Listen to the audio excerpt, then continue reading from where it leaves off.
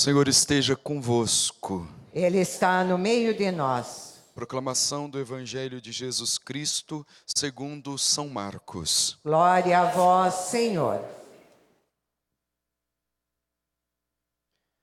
Naquele tempo, Jesus atravessou de novo numa barca para a outra margem. Uma numerosa multidão se reuniu junto dele e Jesus ficou na praia. Aproximou-se, então, um dos chefes da sinagoga, chamado Jairo. Quando viu Jesus, caiu aos seus pés e pediu com insistência: "Minha filhinha está nas últimas. Vem e põe as mãos sobre ela, para que ela sare e viva." Jesus então o acompanhou. Uma numerosa multidão o seguia e o comprimia. Ora, achava-se ali uma mulher que há 12 anos estava com uma hemorragia. Tinha sofrido nas mãos de muitos médicos, gastou tudo o que possuía. Em vez de melhorar, piorava cada vez mais. Tendo ouvido falar de Jesus, aproximou-se dele por detrás, no meio da multidão, e tocou na sua roupa. Ela pensava: se eu ao menos tocar na roupa dele, ficarei curada. A hemorragia parou imediatamente e a mulher sentiu dentro de si que estava curada da doença. Jesus logo percebeu que uma força tinha saído dele e, voltando-se no meio da multidão, perguntou: "Quem tocou na minha roupa?" Os discípulos disseram: "Estás vendo a multidão que te comprime e ainda perguntas: quem me tocou?" Ele, porém, olhava ao redor para ver quem havia feito aquilo. A mulher, cheia de medo e tremendo, percebendo o que lhe havia acontecido, veio e caiu aos pés de Jesus e contou-lhe toda a verdade. Ele lhe disse: "Filha, a tua fé te curou. Vai em paz e fica curada dessa doença." Ele estava ainda falando quando chegaram alguns da casa do chefe da sinagoga e disseram a Jairo: "Tua filha morreu. Por que ainda incomoda o mestre?" Jesus ouviu a notícia e disse ao chefe da sinagoga: "Não tenhas medo, basta ter fé." E não deixou que ninguém o acompanhasse, a não ser Pedro, Tiago e seu irmão João. Quando chegaram à casa do chefe da sinagoga, Jesus viu a confusão e como estavam chorando e gritando. Então ele entrou e disse: "Por que essa confusão e esse choro? A criança não morreu, mas está dormindo." Começaram então a caçoar dele. Mas ele mandou que todos saíssem, menos o pai e a mãe da menina e os 3 discípulos que o acompanhavam.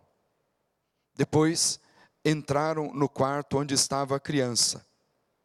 Jesus pegou na mão da menina e disse: "Talita cum", que quer dizer: "Menina, levanta-te." Ela levantou-se imediatamente e começou a andar, pois tinha 12 anos.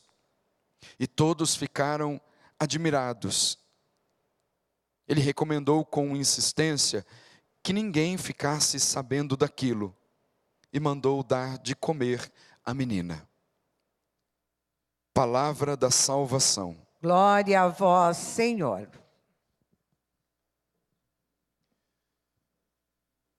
Louvado seja nosso Senhor Jesus Cristo. Caros irmãos e irmãs, esta passagem do Evangelho de São Marcos já nos é bem conhecida, por causa dessas 2 intervenções de Jesus na vida tanto da mulher que sofria de uma hemorragia há 12 anos, como atendendo ao pedido de Jairo, o chefe da sinagoga. Nas duas situações, o que vale é ressaltar que o que realizou o milagre, embora parecesse que num determinado momento Jesus até tinha esquecido do pedido que Jairo lhe havia feito, nas duas coisas, o que determinou a graça, o que fez com que o milagre tivesse acontecido foi a fé. Para a mulher, Jesus disse: tua fé te curou, vai em paz e fica curada desta doença. Para Jairo, ele diz: não tenhas medo, basta ter fé. Essas duas palavras são importantes para entender aquilo que nós ouvimos na primeira leitura de hoje.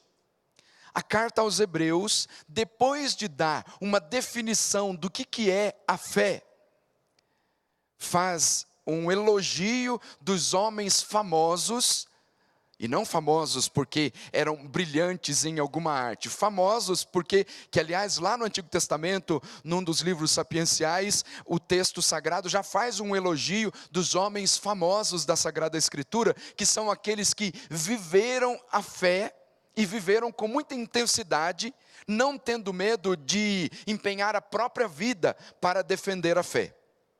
Depois então de dar uma definição do que é a fé, que é uma posse antecipada de uma realidade que não se vê, diz então dos homens que viveram pela fé e que alcançaram bênçãos, venceram batalhas, conquistaram reinos, falando de Abraão, de Isaac, de Jacó, e depois, não tendo mais palavras para se referir a tantos homens da Sagrada Escritura, diz que poderia mais dizer a respeito de Sansão, de Baraque, de Jefité, de Davi, de todos que viveram como fiéis testemunhas da palavra que os profetas e que eles mesmos obtiveram a partir de uma comunhão com Deus.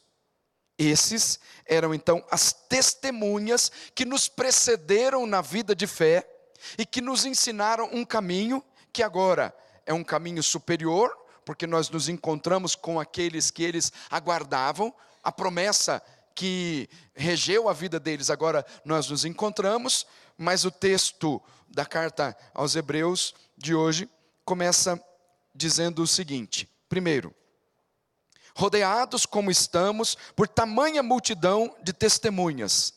Que multidão de testemunhas são essas? Todos esses homens que a carta aos Hebreus se refere, que viveram pela fé. O capítulo 11 da carta aos Hebreus faz questão de destacar isso. Todos eles viveram pela fé, e foi pela fé que conquistaram bênçãos, receberam a saúde na doença, mas depois ainda chega um pormenor de dizer assim, foi pela fé que eles foram esquartejados, mas continuaram firmes na fé, quando passaram por uma realidade de martírio.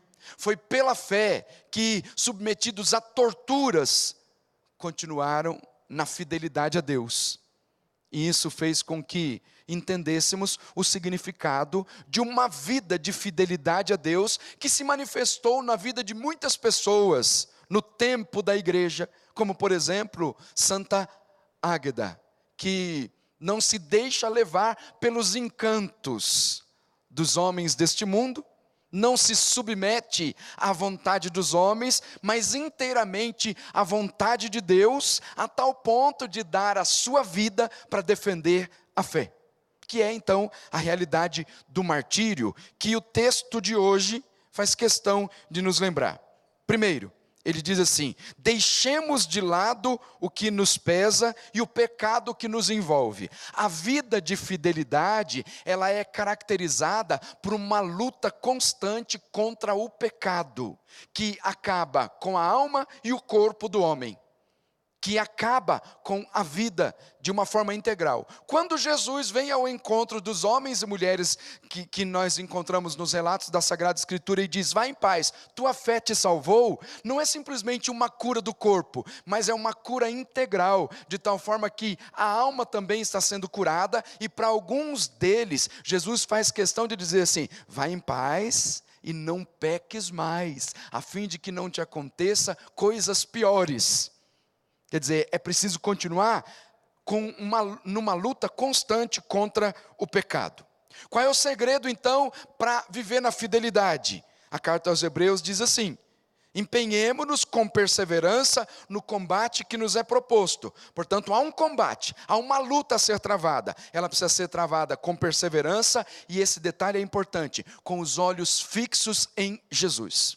Esses olhos fixos em Jesus significa uma vida constante de oração, porque é só na vida de oração que nós temos o alimento necessário, substancial, que dá à nossa fé a fortaleza necessária para que combatamos o bom combate. Então é preciso ter os olhos fixos em Jesus e os joelhos no chão, ou os joelhos no chão e os olhos fixos em Jesus, porque isso é que nos dá força para vencer então as tentações e sobretudo para vencer o pecado. E aí a carta aos Hebreus faz questão de dizer, e é uma repetição constante, porque esse versículo vai voltar ainda na liturgia dessa semana, dizendo assim: vós ainda não resististes até o sangue na vossa luta contra o pecado. E aqui é uma expressão do martírio mesmo, que é dar um testemunho da vida de fé, viver na fidelidade até as últimas consequências, não cedendo aos encantos do mundo, portanto não vivendo como mundanos, se submetendo inteiramente à vontade de Deus e vivendo na fidelidade. Esse é o segredo, então, para ter uma vida agradável a Deus, como a vida dos mártires. Talvez nós não passemos pelo martírio, como Santa Águeda e tantos outros dos primeiros tempos da igreja. Mas a fidelidade é importante para resistir às tentações que tentam nos tirar da presença de Jesus. Então é preciso resistir com toda a força. E obviamente que quando a gente fala com toda a força, não significa simplesmente a partir de um esforço humano. É primeiro contando com a graça de Deus que nos fortalece, porque sem a fortaleza de Deus, nenhum dos mártires seriam capazes de sofrer o que sofreram e continuarem na presença de Deus.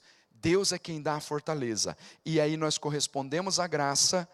E essa correspondência à graça é o esforço necessário para então vencermos as tentações e resistir até o sangue na luta contra o pecado. Que essa palavra fique gravada na nossa mente e no nosso coração durante todo este dia. É preciso resistir até o sangue na luta contra o pecado, com perseverança, tendo os olhos fixos em Jesus, e assim nós seremos vencedores, não só para esta vida, mas para a vida eterna. Que o Senhor nos conceda a graça da fidelidade. Assim seja, em nome do Pai, do Filho e do Espírito Santo. Amém. Amém.